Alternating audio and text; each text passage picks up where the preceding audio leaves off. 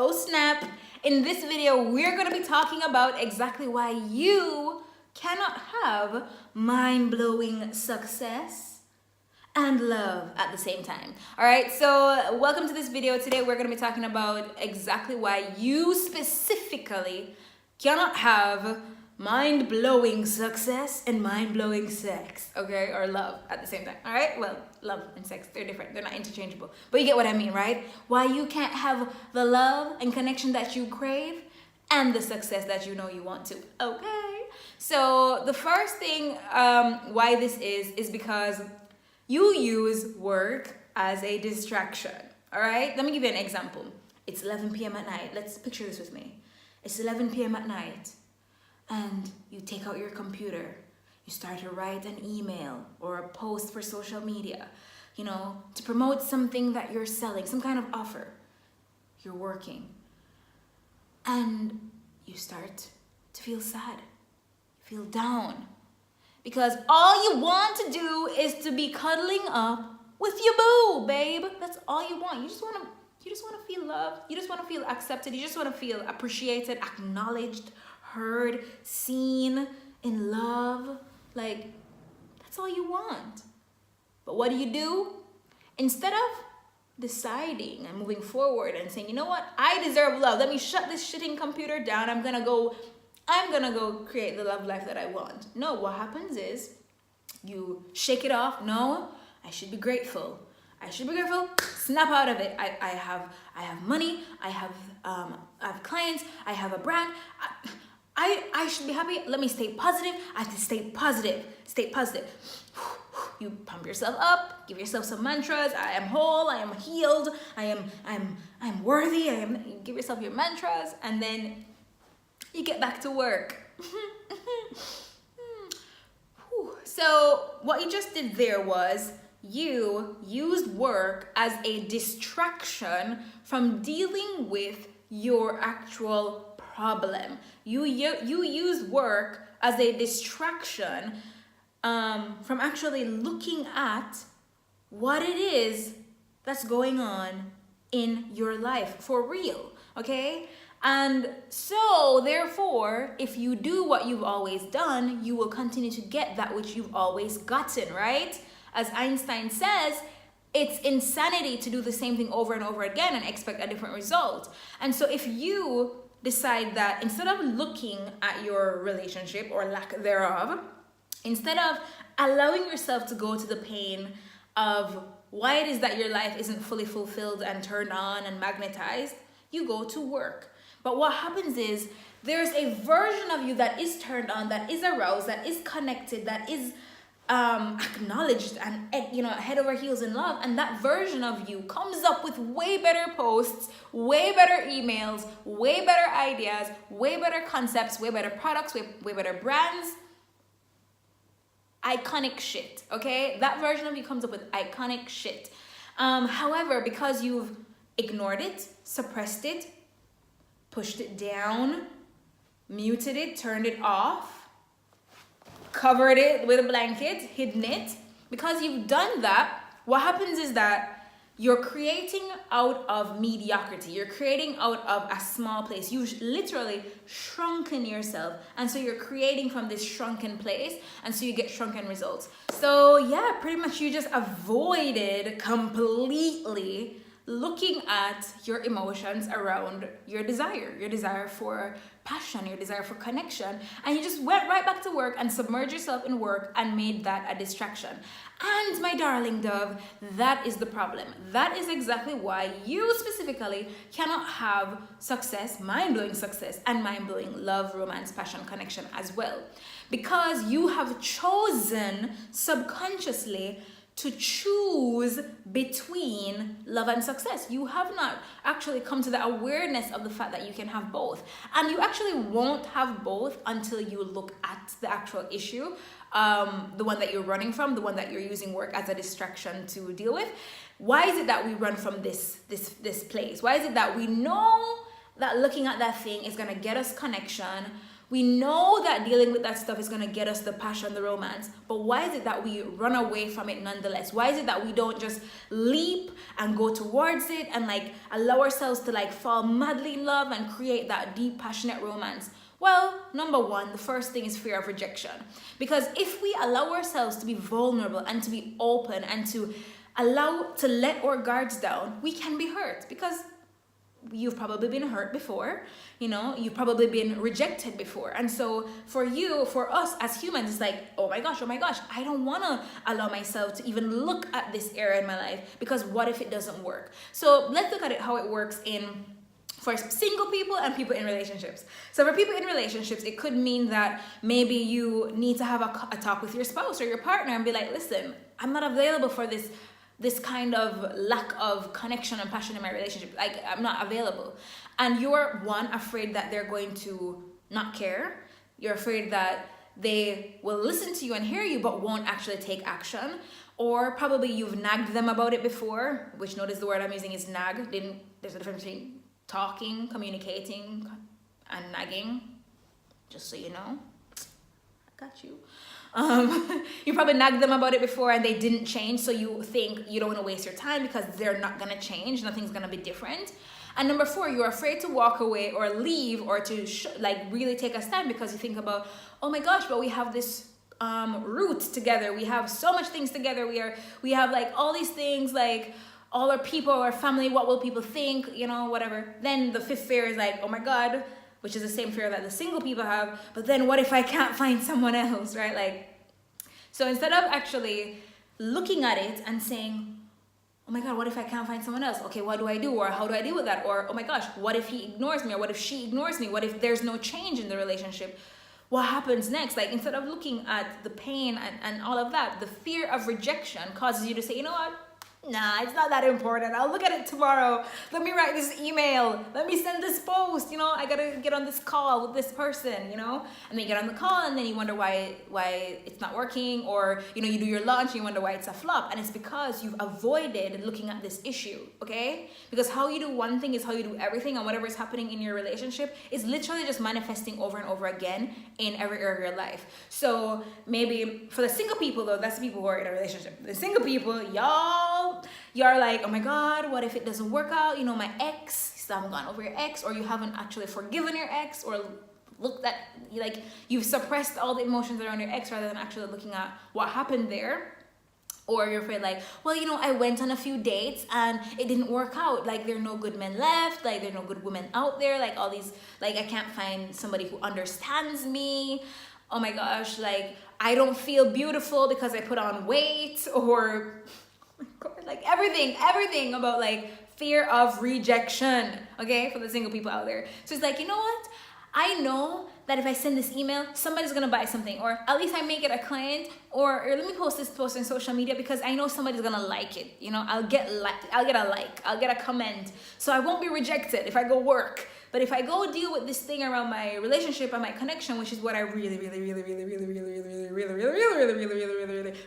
want to do, I may get rejected. I may be hurt. So, avoidance.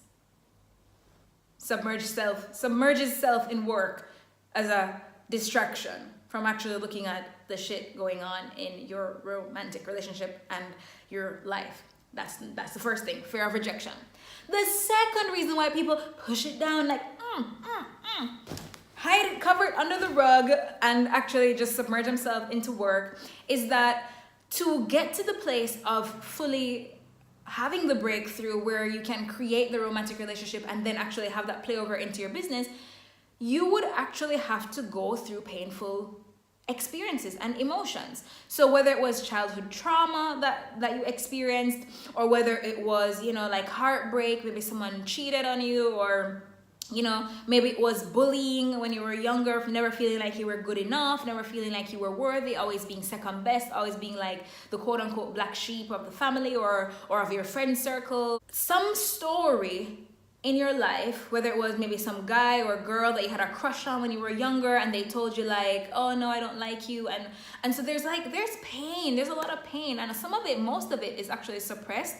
We don't really remember it, We remember stories that are safer to handle and easier to deal with, but there's so many other stories that are way more deep and way more, and deep doesn't always mean like it has to be like traumatic at the like what society considers traumatic. Sometimes it is, but sometimes it's traumatic because of the person who experienced it. So maybe, you know, your parents had a divorce, and or your dad was to come pick you up from school and then he didn't, or like something, or your mom, you know, died or run off with some other guy. Like different things happen in people's lives that create this kind of dynamic of trauma, and you, in order to come out on the other side and have the connection and the arousal that's going to allow you to have love and connection and passion and romance and spontaneity and like that like juicy romantic connection in your love life and other relationships too, as well as mind-blowing astronomical success, okay, where you feel fulfilled, where you feel alive, where you feel aroused and on fire, and you're hitting your goals, and you're like really living a full life in the fullest expression of yourself. What happens is, avoiding those painful experiences and memories, your subconscious mind likes to stay comfortable. It likes to stay in the comfort zone. So it knows that the moment you look at that shit, the moment you allow yourself to deal with the stuff and uncover that and deal with the shadow side of yourself, there are desires that you had that you've suppressed, identities that you have for yourself that no one knows about, ways you've seen yourself that you really crave and that you desire, but it's taboo, or it's unacceptable in your family or in your church or in your religious institution or in your family or whatever it is, or in society. So you pretend it doesn't exist. You pretend you don't have those feelings. So the thing is, your subconscious mind, it likes to stay in the comfort zone. It likes to stay safe. It likes to walk the beaten path over and over again. So for you, your subconscious mind knows that if you were to look at these issues and these pains and these experiences, or if you were to go out on a limb and try to create that new life, or, you know, maybe whether it is, you know, to have that talk with your spouse, or maybe it's to leave your spouse, or maybe it's to, you know, go dating, like actually settle down, actually, you know, be okay with receiving a relationship. Like, your subconscious mind knows that if you did that, things would change. And so your subconscious mind is freaking out. That's why you're watching this video and you're like attentive in this video, because you know your soul is like pushing, it's like coming out, it's like, I want to hear this, I want to learn this, I want to do this. But then your subconscious mind is like, oh my god, let me pause it, let me go to the bathroom, let me go cook something, let me go get something to eat. You know, your subconscious mind is like always trying to like do something else, because, or check your Instagram, or check your messages, check your emails. It's always trying to do something else because it's trying to avoid this change.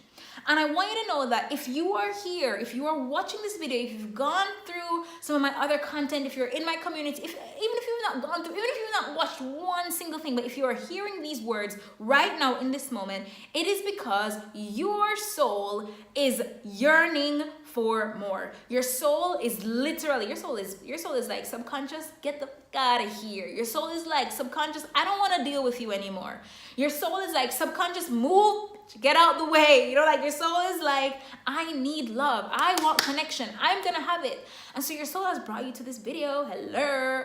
Okay, so I want to say, if you watch this video and any of this message resonated with you around your desire for love and passion, and if any of this resonated with you about why it is that you don't have both, you specifically, because I'm talking to you, why you specifically don't have both, and why it is that you won't have both unless you like actually believe you can have both and actually do the things like the version of you that would have both, then I want to invite you to book a complimentary makeover session with me. Now, I don't do these often, but I've since opened my calendar to give some of these out because I want to touch people's lives. I went through this process for myself. Like, everything I'm sharing with you, not only am I divinely spiritually equipped in terms of my own divine gifts and spiritual gifts to help you with this, but I've gone through this garbage myself, and I've spent over a year and a half working with clients, this past year and a half, up until the recording of this video, working with client after client after client on this exact same thing, and watching how it changed things in their lives, watching how it tripled their income, watching how it took them out from being burnt out working 100 hours a week, always answering client messages 11 p.m. at night and 3 a.m. in the morning, to helping them to create the life that they really want, to create the impact that they want, the income they want. I've seen this process take entrepreneurs who had stalled income, meaning they were high and then their income just like tapered off. It just wouldn't grow. No matter how hard they tried, it just wouldn't grow. In fact, it started to drop, and I watched them turn their monthly income and make half of that in a day. After going through this process. I've seen clients fall in love, get married, people fix marriages. I've seen people get engaged. I've seen people get pregnant, have babies. Oh my gosh, beautiful, beautiful babies, because of going through this process. All the things that they always wanted, to have, that they get to create now. And they get to create it on their terms. And it's because we've gone through actually looking at who it is that they're meant to be. Because one of my spiritual gifts, if you don't know, if you haven't been following me for a very long time, or maybe you haven't, you just didn't realize this, but one of my spiritual gifts is I can see who someone's persona is supposed to be, that will allow them to not just have the success, but to have the mind-blowing, passionate, romantic relationships as well. And what I do is I actually channel for my clients and help them to see and witness what that persona is and who that 10.0 version of themselves is, and help them to embody that so that they can have the romantic relationships, the passion, all of that good stuff, juicy good stuff, and also have the overflowing abundance in their finances, with the purpose, with the soul mission being accomplished, with fulfillment. All right. And so if you know that you're ready to ditch the BS and to stop pumping yourself up to write your emails and your posts because you need to focus on work and be positive and be grateful, when deep inside all your soul wants is some good love, okay, some really deep, passionate love, then I want to invite you to book a makeover session. And what's going to happen is you're going to get on a call with myself or someone from my team, and we're going to have a call with you. We're going to look at where it is you are right now. We're going to look at exactly what it is where you need to be going in terms of your persona, in terms of what your spiritual gifts are, because I can see that for you as well, in terms of what it is that you need to be creating. And we will create an action plan for you of exactly how to move forward, so that you don't have to feel like you're doing this by yourself, or feel like, you have to do it by yourself. You see, a part of receiving support is actually the same kind of essence of helping you to receive more love. It's part of the essence of helping you to receive more money, because receivingness is a specific frequency, it's a specific state of being. And if you are not open to receiving support with this, that means you're also closed off in some way from receiving more money, more love. And so I want to invite you, click the link below, click the button below, book yourself in for a makeover session.